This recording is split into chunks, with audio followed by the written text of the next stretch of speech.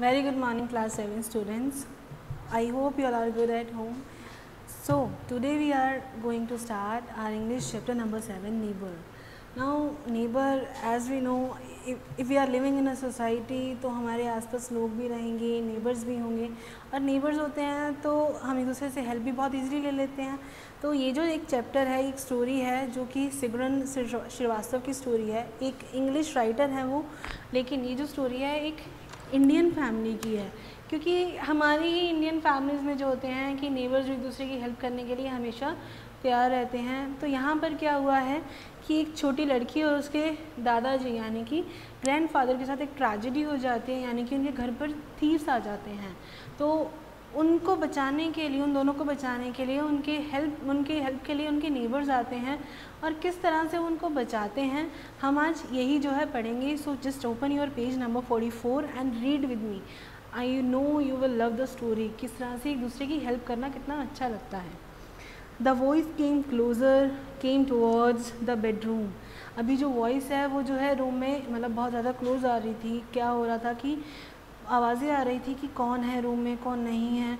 The door was kicked open and silhouetted against the drawing room light stood a tall young man. अभी जो है room को door को यानी कि रूम को ओपन किया गया. वहाँ पे क्या हो रही थी, एक शेडो आ रही थी लाइट से. क्या हो रहा था कि ड्राइंग रूम की लाइट से जो है लंबी सी जो है क्या इमेजिन बन रही थी, यानी इमेज बन रही थी. और वो किसकी थी, एक लंबे से आदमी की, टूटू की. अब टूटू कौन था, नेबर था. ठीक है, the neighbour son. He switched on the torch. उसने क्या किया, उसने टॉर्च स्विच ऑन की. Its beam search through the dark room. उसकी जो बीम है यानी कि उसने जो है लाइट को क्या किया, उसने डार्क रूम को पूरा सर्च करना स्टार्ट कर दिया था. It crept over the floor and under the bed. अब उसने क्या किया था कि वो कभी ऊपर मतलब फ्लोर पर देख रहा था, बेड के नीचे देख रहा था कि कोई है या नहीं है. It zigzagged over the wall towards the window. अभी क्या हो रहा था कि वो हर तरफ चार रूम को पूरे तरीके से सर्च कर रहा था कि वहाँ पे कोई है या नहीं है. glided down the wall towards the window, glided down the curtains and traveled on. अभी क्या होता, वो लाइट जो है रूम में हर तरफ सर्च कर रही थी, कर्टन्स के पीछे देख रही थी, चलती जा रही थी. Because he wanted to know कि दोनों मतलब कि जो छोटी लड़की है और जो उसके दादाजी है वो दोनों सेफ हैं या नहीं हैं. The young man took a step forward the another. अभी वो आगे बढ़ता जा रहा था Tutu. He did not speak a word but the girl could hear his heavy breathing as he advanced closer and closer. लेकिन उसकी क्या आ रही थी, वो टूटू बोल नहीं रहा था, लेकिन जो छोटी लड़की थी उसको जो है उसकी ब्रीथ की साउंड आराम से आ रही थी जैसे ही वो और ज़्यादा क्लोज आता जा रहा था. Behind her the girl felt her grandfather fighting of another coughing fit. अभी उसके पीछे क्या था, उसके जो दादाजी हैं उनको कफिंग की प्रॉब्लम थी और वो सांस नहीं ले पा रहे थे. Not now grandfather, not now. She prayed, मतलब कि वो क्या प्रे कर रही थी कि दादाजी अभी you do not coughing that time. क्योंकि अभी क्या है वो बहुत ज़्यादा उनको ये लग रहा था कि इंट्रूडर्स आ गए, यानी कि थीव्स उनके घर में घुसे हुए हैं और वो शायद उनको पकड़ के ले जाएंगे. The old man pressed his hand over his mouth in an attempt to choke off the rasping sound but in vain. अभी जो मतलब बूढ़े आदमी थे उन्होंने अपना हाथ जो है अपने मुंह से मतलब अपना मुंह अपने हाथ से कवर कर लिया था ताकि वो अपने आप को ब्लॉक ऑफ, यानी कि चॉक ऑफ का मतलब होता है कि वो अपने आप की अपनी खांसी रोक पाएँ. The respiring sound but in when, मतलब कि उनको अच्छा नहीं लग रहा था. रेस्पिंग का मतलब होता है अनप्लीजेंट, यानी कि अच्छा नहीं लग रहा था. बट इन वेन यानी दुख तो हो रहा था उनको, लेकिन उनको ये करना पड़ रहा था बिकॉज अगर वो ऐसा नहीं करते तो शायद वो किसी डेंजर में भी जा सकते थे. The young man heard him. He spun around and focus the beam on the old man's face.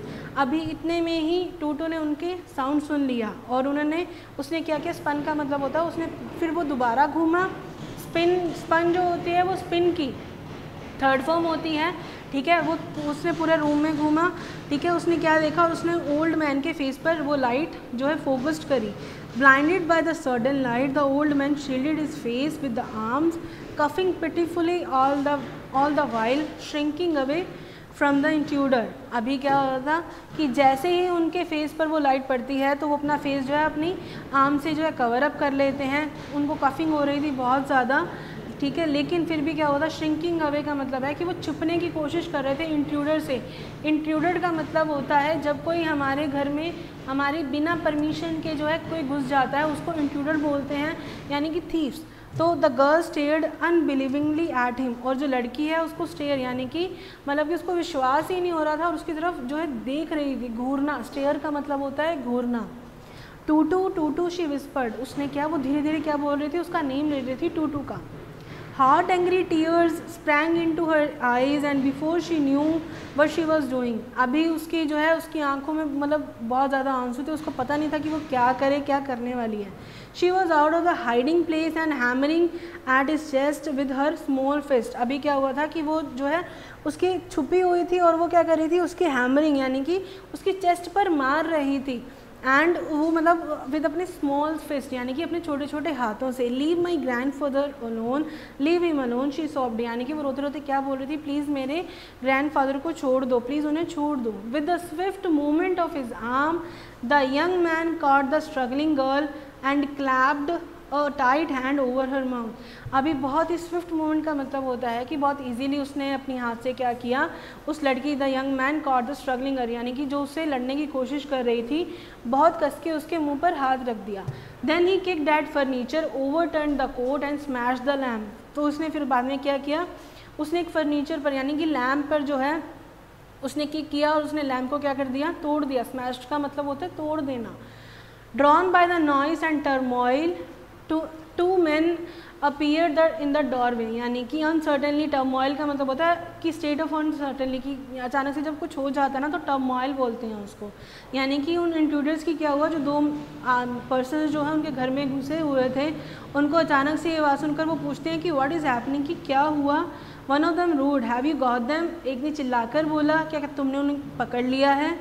The girl held her breath going limp in the young man's arm, अभी इसी टाइम पे जो लड़की थी उसने अपनी ब्रेथ को control करा।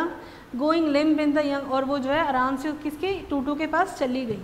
With his back to the door Tutu shouted over his shoulder nobody here, मतलब कि फिर वो जो है दोबारा जो है उस दरवाजे के पास जाता है, डोर के पास, और जोर से चिल्ला के चिल्लाता है कि यहाँ कोई भी नहीं है, गेट अपस्टेयर्स, ऊपर आ जाओ जल्दी से। They must be upstairs the cowards, यानी कि ये जो मतलब कावर्स हैं यानी कि जो डर जाते हैं, ठीक है, उनको कावर्स बोला जाता है, वो शायद ऊपर ही होंगे। He kicked the steel trunk with full force towards the door, अभी जो डोर के पास जो स्टील ट्रंक पड़ा था वो उस पर बहुत ही ज़ोर से किक करता है ताकि उनको लगे कि वो शायद ऊपर ही हैं। The two man jumped back as the trunk hurled towards them turned and rushed up the stairs, अभी क्या होता है कि दोनों जो आदमी हैं वो क्या है उस ट्रंक के पास जल्दी से आ जाते हैं और देखते हैं कि कहीं कोई ऊपर है तो नहीं। द मोमेंट दे वर गोन, जैसे ही वो लोग ऊपर की ओर जाते हैं, the young man release the pressure around the girls shoulder and whispered in her years, ठीक है, जैसे ही वो लोग ऊपर गए टूटू ने क्या किया, उसने जो उस लड़की के मुंह पर हाथ रख रखा था वो उससे प्रेशर हटा देता है और उसको धीरे से बोलता है, listen to me with the care princess, मेरी बात ध्यान से सुनना princess. Climb through the window and get into the service lane through the rear door, अब वो क्या कहता है कि तुम जो है विंडो से ऊपर चढ़कर, ठीक है, सर्विस लेन के अंदर जाना, कहाँ से, रियर डोर यानी कि बैक डोर से जाना। Fast girl get going, my mother is waiting for you, our back door is open, जल्दी से जाओ, ठीक है, मेरी जो मदर हैं वो तुम्हारा बैक डोर पे क्या कर रही हैं, वेट कर रही हैं, और बैक डोर क्या है, ओपन है। अभी यहाँ पे क्या होता है कि टूटू हेल्प करने के लिए आता है and he was getting the girl outside with the safety, और यहाँ पे क्या होगा कि आगे क्या वो उसके दादाजी को बचा पाएगा या नहीं, क्या वो खुद वहाँ से बाहर निकल पाएगा या नहीं। We will learn about the next in the next class. Till then, read this chapter carefully and stay home, stay safe. Thank you.